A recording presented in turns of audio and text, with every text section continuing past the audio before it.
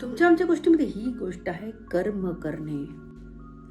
एकदा इंद्रदेवाने अशी आकाशवाणी केली की मी 3 वर्ष पाऊस पडणार नाही.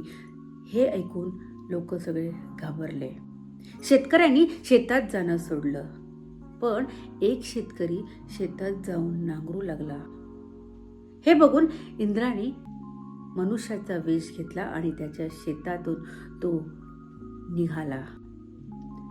निघत असताना त्यांनी बघितलं की हा शेतकरी शेतात काम करतोय, राबतोय आणि त्यांनी त्या शेतकऱ्याला विचारले, इंद्रदेवाने सांगितलंय ना की 3 वर्ष पाऊस पडणार नाही, मग तुम्ही का शेती करताय?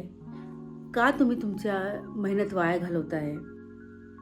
तेव्हा त्या शेतकऱ्याचं उत्तर होतं की मी माझं कर्म जर सोडलं तर माझी मुलं बाळं पण कामं करणार नाही.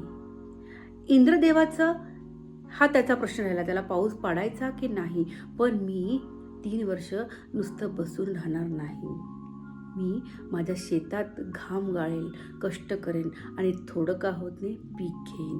मी माझ्या कर्माला कधीच मुकणार नाही. हे ऐकल्यावर इंद्रदेवाला सुद्धा असं वाटलं की आपण सुद्धा आपले कार्य चालू ठेवायला पाहिजे. आणि इंद्रदेवाने मुसळधार पावसाला सुरुवात केली आणि पाऊस पडल्यावर सगळे शेतकरी, सगळी लोक खुश झाले आणि तो शेतकरी सुद्धा सुखावला.